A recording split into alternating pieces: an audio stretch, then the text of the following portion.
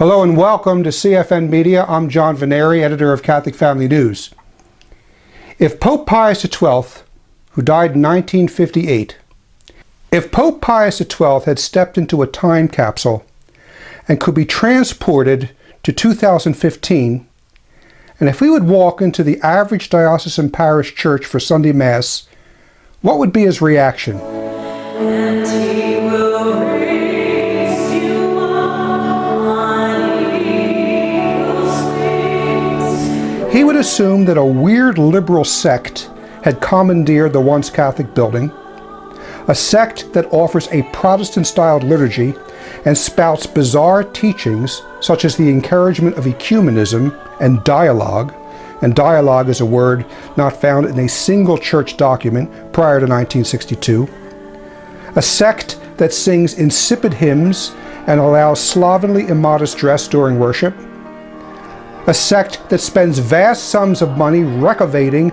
and decatholicizing church interiors, a sect where lay people read the epistle and sometimes lead the prayers, a sect where Latin is not pronounced and that offers its entire liturgy in the vernacular, which is a hallmark of Protestantism, a sect whose members receive communion in the hand and allow lay people to distribute communion, indicating that the sect probably does not believe in the real presence of Christ in the Eucharist, a sect that allows liturgical dancing, even by its ministers, some of whom dress as Franciscan friars.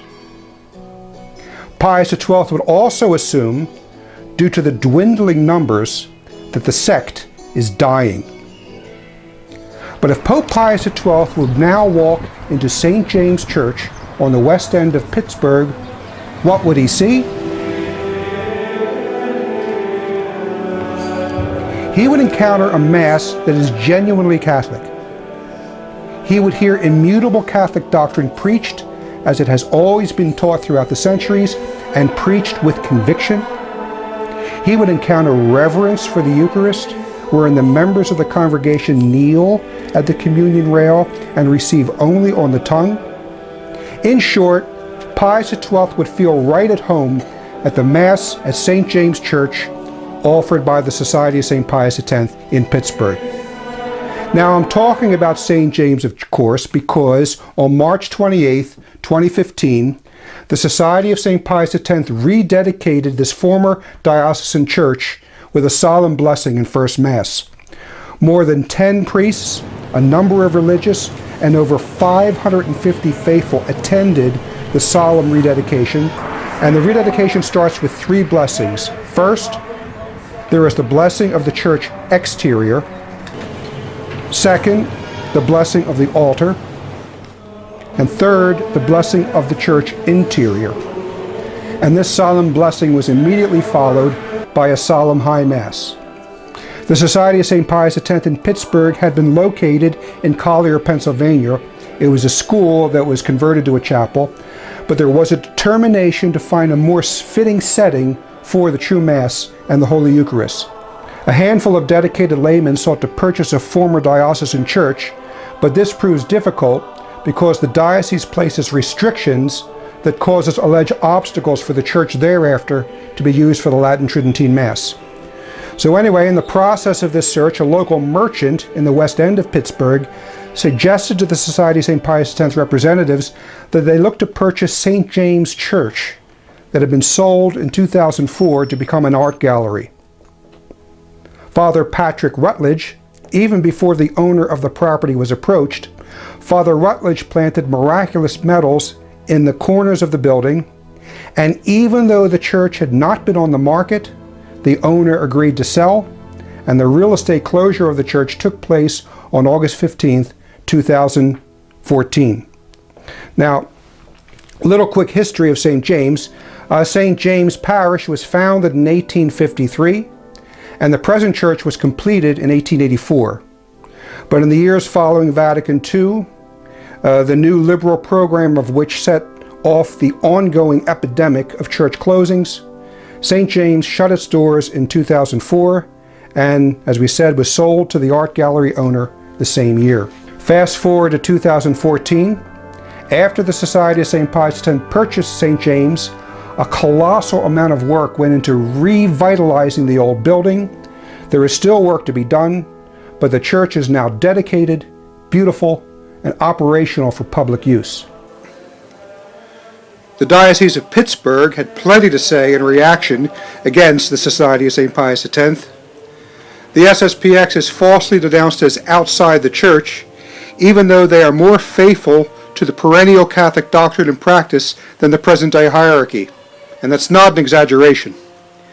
For example, Pittsburgh's own Bishop Zubik surrendering to the new pan-Christian ecumenism, an ecumenism that stands condemned by 2,000 years of the perennial magisterium and condemned specifically in Pius XI's 1928 encyclical Mortalium Animus. Bishop Zubik encouraged Catholics to attend the so-called Festival of Hope of Protestant Franklin Graham, a huge stadium event for August 15th to 17th, 2014, and Bishop Zubik himself, a supposedly Catholic prelate, delivered the opening prayer at this Protestant jamboree. Bishop Zubik also requested that the Knights of Columbus volunteer to usher at Graham's mega Protestant revival, and I'm told a number of the Knights were thoroughly scandalized by Zubik's proposal. Here's some footage of the Protestant altar call from the August event. I am a sinner. I'm sorry for my sins. Forgive me. I want to turn from my sins. It's the Protestant style, your sins are forgiven by giving your life to Jesus, an error of Protestantism that bypasses the sacrament of confession and bypasses all the sacraments established by Christ. And look at the dates of this Franklin event. August 15th to 17th. Pittsburgh's Bishop Zubik encouraged Catholics to take part in this Protestant event on the feast of Our Lady's Assumption. Yet this is the same Bishop Zubik who tells Catholics they should not attend the Mass of the Society of St. Pius X, a group whose only quote-unquote crime is complete fidelity to everything the Church taught and practiced for 2,000 years, and whom even Vatican's Cardinal Cassidy had admitted are not outside the Church, but their situation constitutes, and these are his words, constitutes an internal Church matter. So, in closing, as I said earlier, if Pope Pius XII was transported forward in time to Pittsburgh or to pretty much any parish around the globe, he would not recognize as part of his faith the liturgy now celebrated in the diocesan churches. But Pius XII and his predecessors would recognize as thoroughly Catholic the liturgy, the doctrine, and the moral teaching found at St. James Church in Pittsburgh, run by the Society of St. Pius X.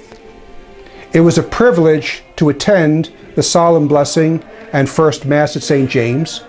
The church is located at 326 South Main Street, Pittsburgh, PA 15220. The Latin Tridentine Mass is celebrated there every Sunday at 9 o'clock, as well as First Fridays, First Saturdays, and Holy Days of Obligation. So in the next CFN Media, as I promised in the past, we are going to spotlight the Protestant orientation of the Novus Ordo Mass, of the new Mass. So please subscribe to our YouTube channel, CFN Media. Encourage others to do so. Share this video with others, and we will see you on our next broadcast. I'm John Veneri for Catholic Family News.